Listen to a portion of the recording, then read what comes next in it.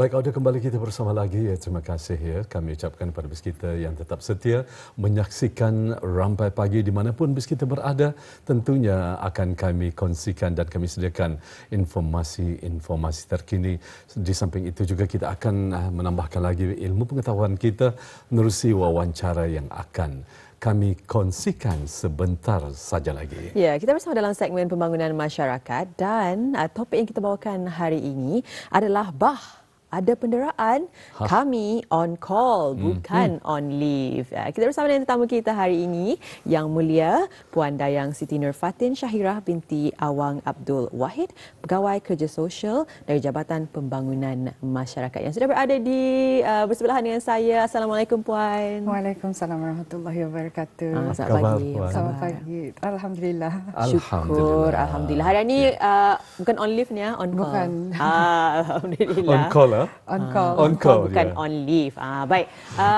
Mengenai dengan isu penderaan ini, kita fahami kalau kanak-kanak ini sepatutnya mereka membesar dalam persekitaran yang selamat, yang penuh dengan kasih sayang, selesa, diberi perlindungan. Namun realitinya dan sedihnya juga bukan semua kanak-kanak bernasib baik.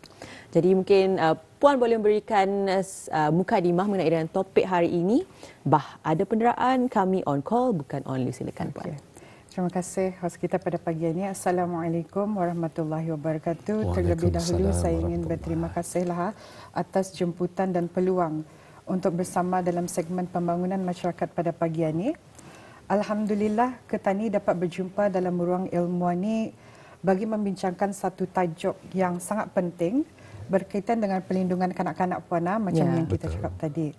Baik, bagi tajuk ini, ia membawa mesej bahawa JAPIM, Jabatan Pembangunan Masyarakat, mempunyai social worker yang sentiasa on call walaupun bukan hanya semasa waktu bekerja tetapi juga selepas waktu bekerja. Kalau kami ada, let's say kalau kami ada menerima laporan atau disyaki berlakunya penderaan, selalunya daripada orang ramai pulangnya, Tuan Puana, terhadap kanak-kanak yang berumur di bawah 18 tahun. So, ataupun mana-mana kes yang dikategorikan merah. So, kes yang dikategorikan merah ini maksudnya yang memerlukan tindakan segera. Immediate action within 2 to 3 hours lah. So, tindakan daripada pihak JAPIM sendiri dan juga strategic agency iaitu pihak polis dan juga pihak hospital.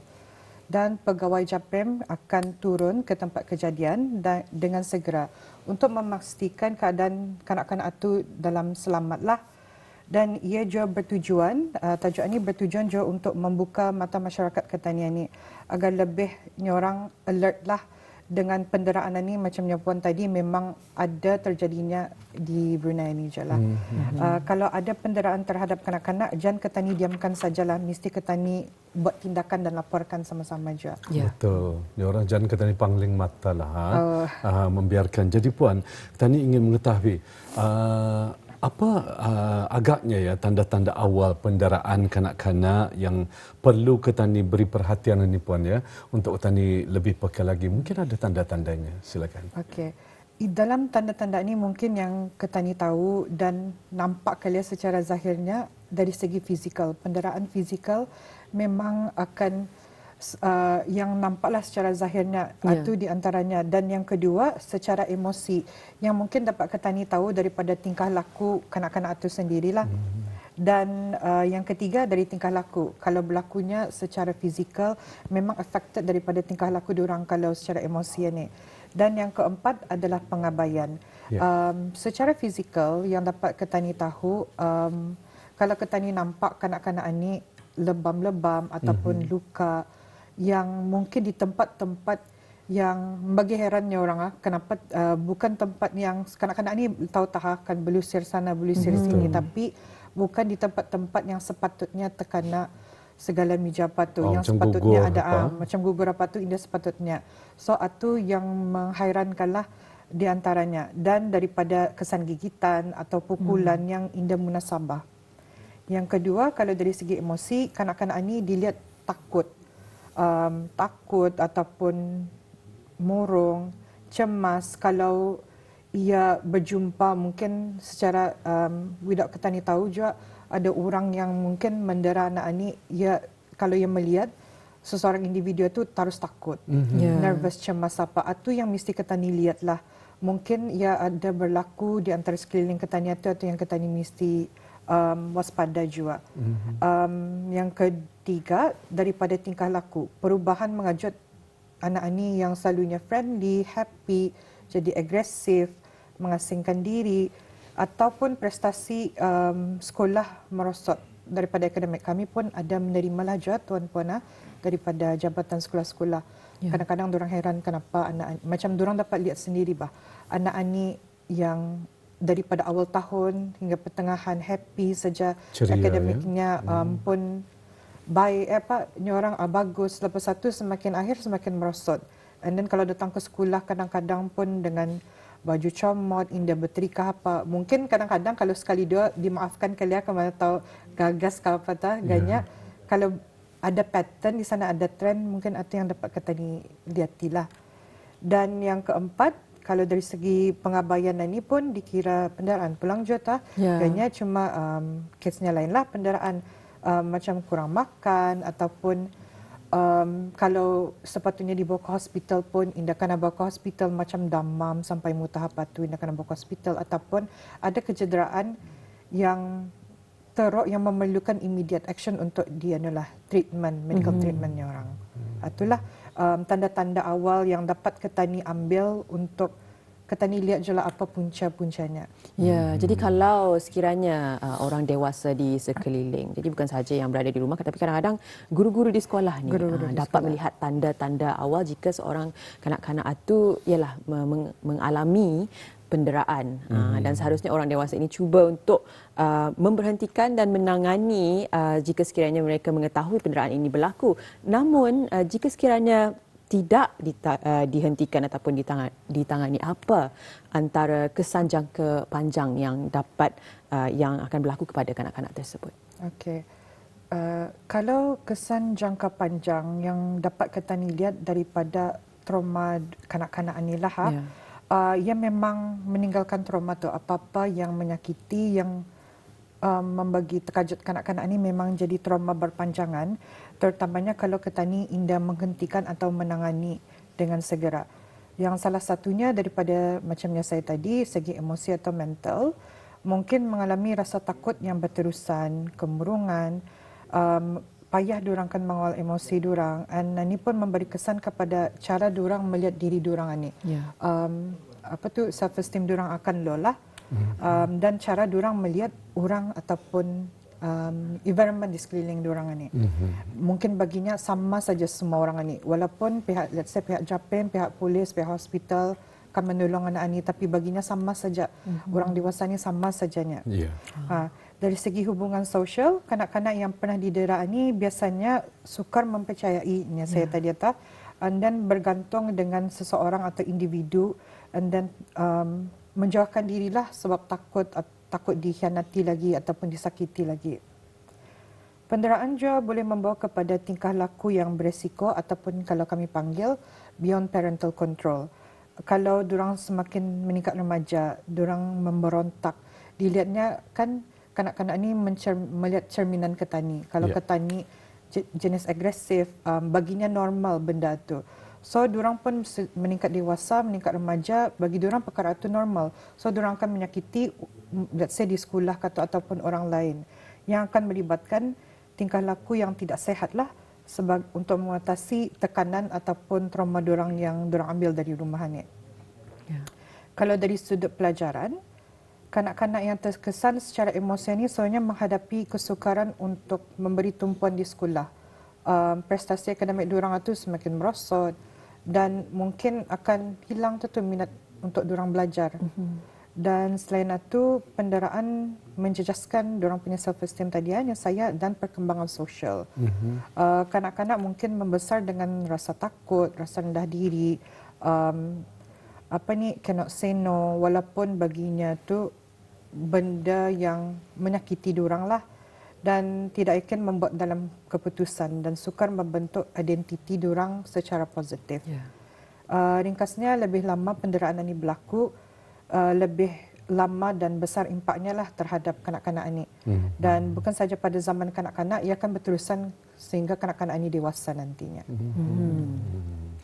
Itulah yang bahaya. Jadi kalau sudah kita ni mendapati setiap perubahan daripada emosi ataupun fizikal mungkin ya, bertindak lebih cepat ya untuk orang mengelakkan daripada berlakunya tekanan emosi dan juga seumpamanya Puan ya. Kemudian Puan, kita ingin mengetahui apa pula peranan daripada kerja sosial dalam menangani kes-kes penderaan kanak-kanak ini Puan. Okey. Ya. Peranan kerja sosial di Brunei ni kami ada pegawai kerja sosial lah khususnya untuk menangani kes-kes kanak-kanak.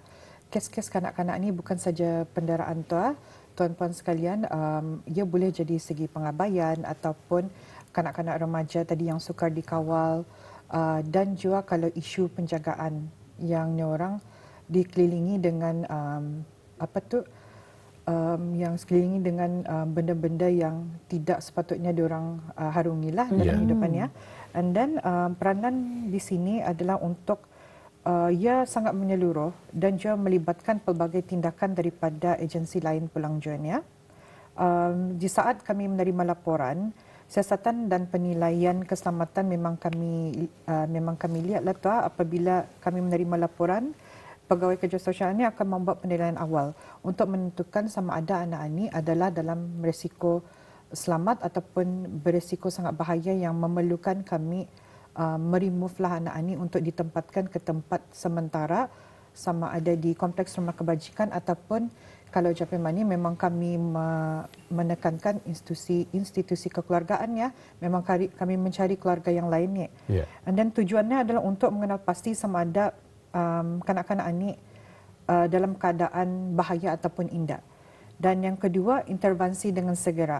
Jika penilaian ini didapati memerlukan risiko yang imediat ataupun risiko tinggi, pekerja sosial perlu bertindak cepat untuk menempatkan kanak-kanak ini dan juga berkomunikasi dengan agensi lain seperti pihak polis dan pihak hospital untuk jika sekiranya anak ini memerlukan medical treatment ataupun memerlukan perlindungan dengan segera daripada pihak polis supaya yang penderaan ini tidak dapat mendekati anak ini.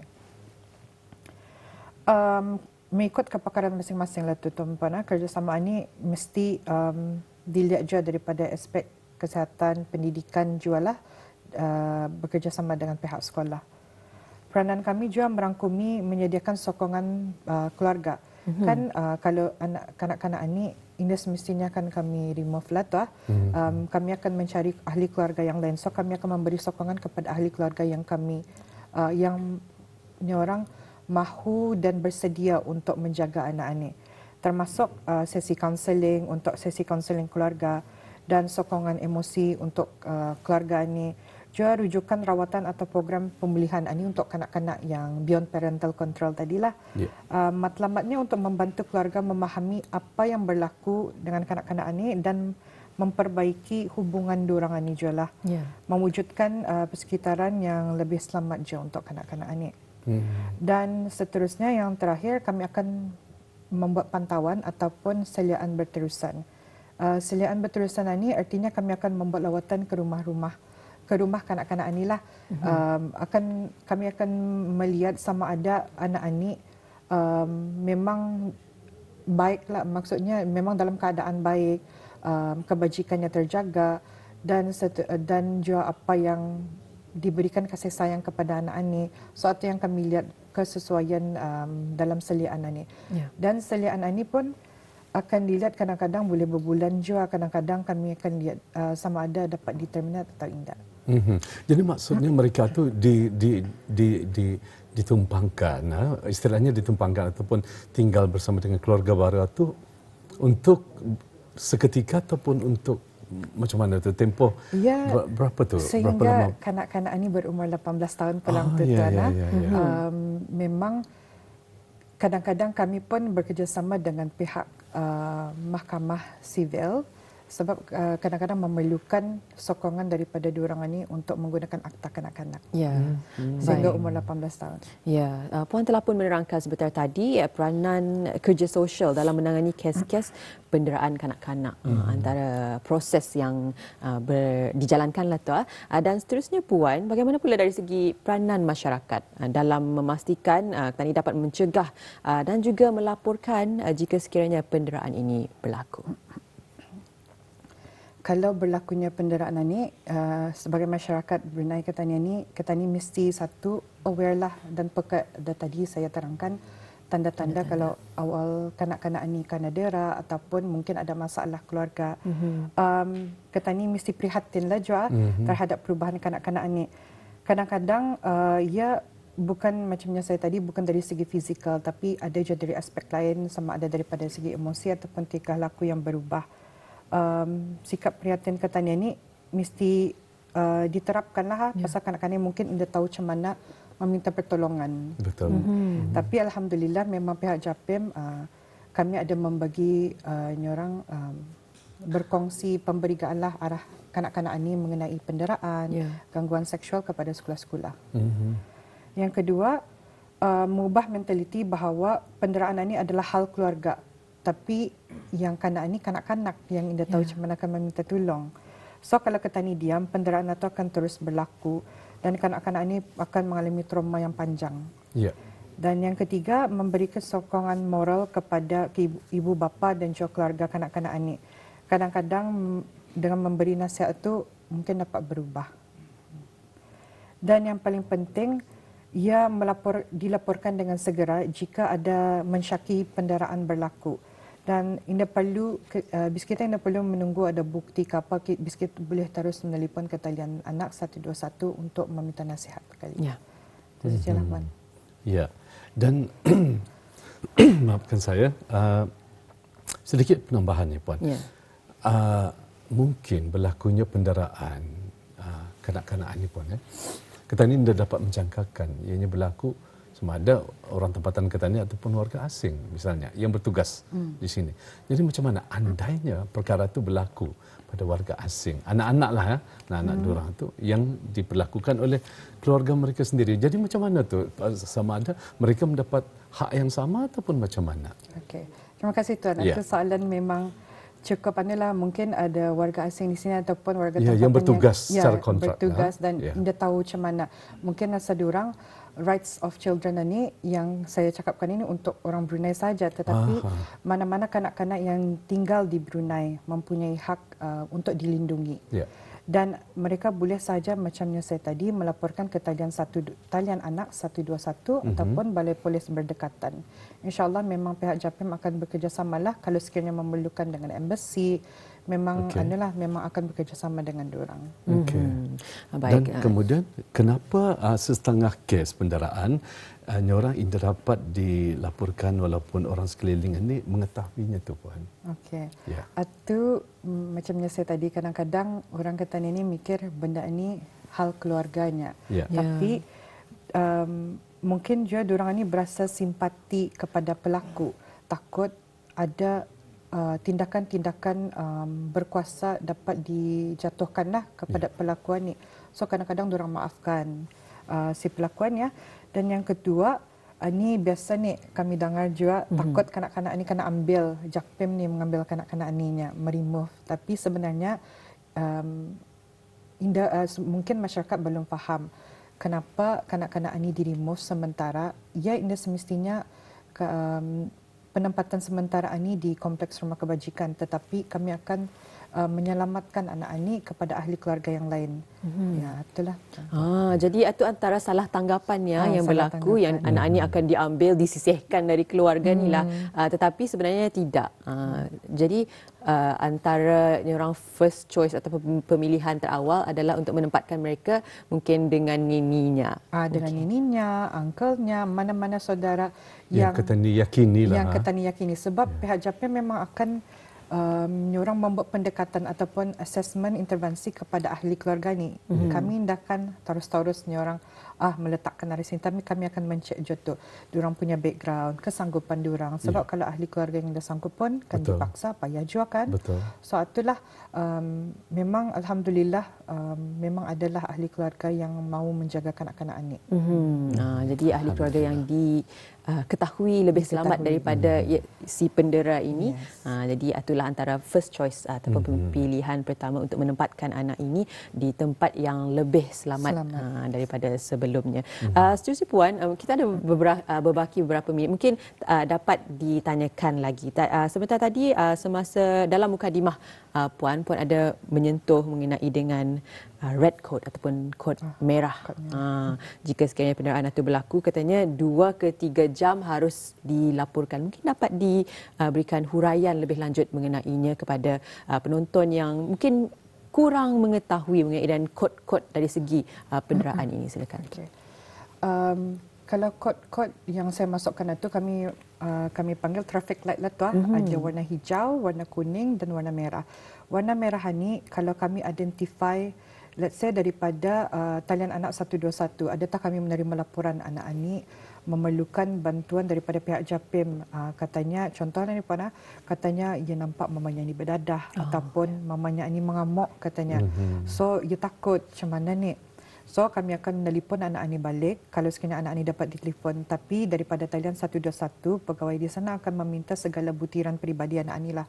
Supaya senang kami akan berhubung dengan pihak polis, sebab kalau pihak JAPIM pun akan turun ke tempat kejadian itu, kami akan meminta kerjasama daripada pihak polis sebab kami punya keselamatan pun akan diambil kira. Takut sekarang mamanya mengamuk arah kami betul.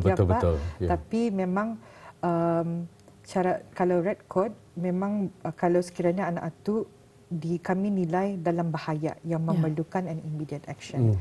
Kalau kuning yang contoh kalau isu penjagaan yang dapat kami lihat dapat kami pantau lah artinya dengan seliaan mungkin dalam 6 bulan seliaan kami cek kalau sekiranya alhamdulillah ada berlaku ni orang non accidental injury lah kalau ada berlaku kesan-kesan yang indah munasabah tu yang macam luka-luka di munasabah kalau sekiranya dalam 6 bulan itu alhamdulillah okey, dan daripada pihak polis pun kami bekerjasama ataupun BKN lah okey, family ini ada apa-apa sebenarnya dan kami akan terminate, akan menjadi hijau tu ya. Artinya ni orang seliaan itu indakan di seliaan setiap bulan mungkin ada berjarak lah bulannya tu. So itu it depends on case by case tu Puan. Kalau sekiranya kami menilai berisiko tinggi dan ia akan menjadi kod merah. Kemudian ada satu artikel mungkin ia terjadi juga yang dapat tadi nafikan ianya berlaku di negara Ketani ataupun seringkali saya terbaca artikel yang berlaku di negara jiran Ketani lah tapi ambillah contoh di negara Ketani. Seorang ibu ataupun ayah yang menjual anaknya, maksudnya melakukan aktiviti-aktiviti yang tidak bermoral maksudnya anak perempuannya dijualnya untuk melakukan perkara-perkara yang tidak bermoral. Apakah ianya terkandung ataupun termasuk dalam penderaan kanak-kanak? Boleh Puan jelaskan? Terima kasih Tuan. Dari segi perkara tidak bermoral ini, mungkin maksud Tuan gangguan seksual kali tu. Gangguan seksual. Kalau daripada kami, itu salah satu penderaan gangguan seksual jualah sama tergolong pada zon merah juga. Tergolong pada zon merah. Sebab kanak-kanak itu ditakuti kanak-kanak ini fikir benda ini benda normal yang diorang normalisasikanlah tapi sebenarnya diorang indah faham perkara-perkara macam ni memang harus dielakkan, memang mesti diorang tahu mana-mana parts of body diorang ni yang dapat ibu bapa pigang, ibu pigang atau bapa pigang.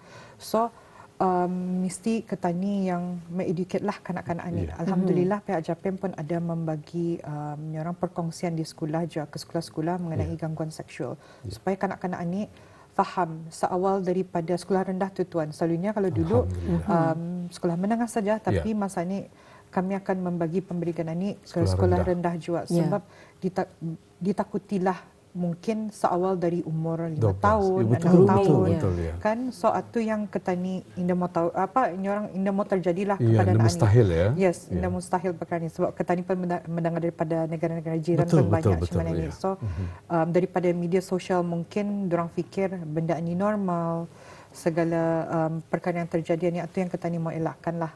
Ya, jadi Jabatan Pembangunan Masyarakat JAPIM telah melangsungkan juga beberapa inisiatif untuk memberikan dan juga memberikan kesedaran bukan sahaja kepada ibu bapa dan golongan dewasa tetapi kesedaran kepada anak-anak ini sendiri dari peringkat sekolah rendah sehinggalah menengah supaya mereka lebih tahu bagaimana untuk menjaga keselamatan tubuh badan mereka dan juga keselamatan diri mereka. Dan ialah kadang-kadang ada juga sedihlah juga apabila mengetahui rupanya kanak-kanak ini mengalaminya dan mereka hanya mengetahui setelah ada program kesedaran sebegini diadakan. Jadi itulah kepentingannya mengenai dengan kesedaran dan kesedaran dan juga pemberitaan ini diadakan di sekolah-sekolah dari peringkat awal lagi. Seterusnya Puan mungkin dapat dikongsikan secara ringkas nasihat kepada orang ramai dan terutamanya juga mengenai dengan talian on call-nya bukan on leave. Talian anak ya. Silakan. Okey. So, pertama sekali pihak JAPIM ada mempunyai talian anak 121. Alhamdulillah talian anak ini memang telah diberikan ke sekolah-sekolah dan juga kepada agensi-agensi lainlah juga untuk ibu bapa ataupun uncle diorang apa ni, ibu saudara diorang apa ni tahu yang ada talian ani, dan talian ani untuk pengetahuan tuan dan puan Ja dan bis kita adalah free of charge. Artinya kalau bis kita menelpon anytime 24 jam memang beroperasi dan adalah free inda mengenakan bayaran lah untuk yang menelpon ini. Dan ini talian ini adalah khas untuk kanak-kanak. Mana-mana kanak-kanak ini, even ada kami menerima kanak-kanak itu sendiri yang menelpon sebab daripada pemberian kami ia dapat tahu yang rupanya selama ini yang dialaminya ia kena dera. Itulah salah satunya inisiatif kenapa ada talian anak anik. Dan kalau sekiranya memerlukan juga akan bis kita dapat pergi ke Balai Polis yang berdekatan untuk memohon pertolongan lanjut. Baik.